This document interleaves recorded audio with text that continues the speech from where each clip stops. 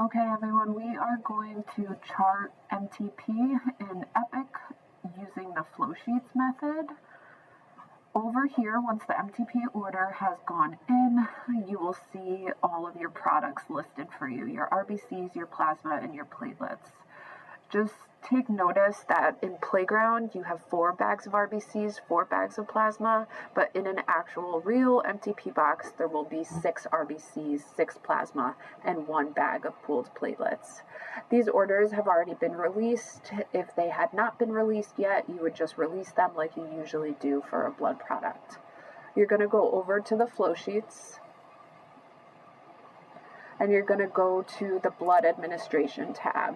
If you did not have this tab, you would want to wrench it in by going to facility preference list and typing in blood, and that would bring you to the blood administration.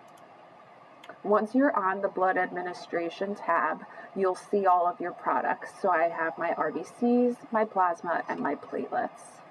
So I'm going to go ahead and chart my first unit. Let's say I started it at 1455. I'm going to identify how I gave it, and I'll say I gave it through the rapid infuser, and then this just creates a time mark for when your unit started.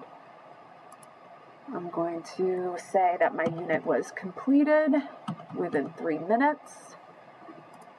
I'm going to chart if I suspected a reaction, and I'm going to chart what my total volume given was, and this number is provided for you on the slip of paper that is attached to the blood product. Once I have those 2 pieces of information in, I hit File, I right-click in the white bar where my transfused MTP RBC link is, I hit Complete, and this completes the unit for me. It takes it away from the area here on flow sheets. If I went to my EV narrator, you'll now notice there's only 3 units of RBCs here because it also clears it from here. So I'm going to show you that one more time. Let's give our platelets. And I say we started our platelets at 1500. Platelets do not go through the rapid infuser because they would clump, so we'll say that we're using just filter.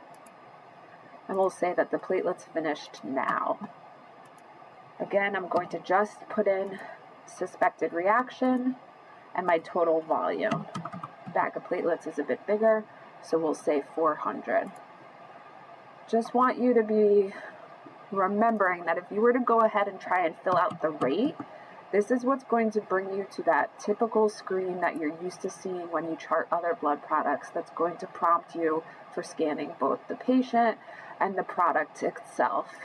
So you want to make sure that you don't enter the rate. All you're responsible for charting is whether or not there was a reaction, the total volume given, and your initiating time column will have how you delivered it. You then would right-click, complete your unit, and that would clear whatever unit you had just given.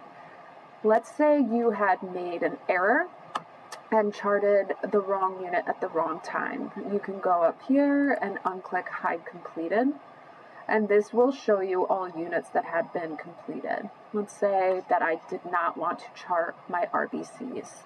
I'm going to go through and erase any of the information I had put in. Epic will ask me if I am sure I want to be erasing this, and I will say yes, and then I will right-click and reactivate my unit. You then want to go ahead and put back your hide completed, just because this streamlines the screen for you. And notice my unit of RBCs is back here, and my unit of RBCs is also back on my ED narrator. This method of charting MTP through the flow sheets can definitely expedite this process for you, but just make sure that you know you can only chart MTP products through flow sheets. Regular blood administration or emergent, uncrossed, unmatched blood has to be charted in the traditional way where you scan both the patient and all the individual barcodes on your blood products.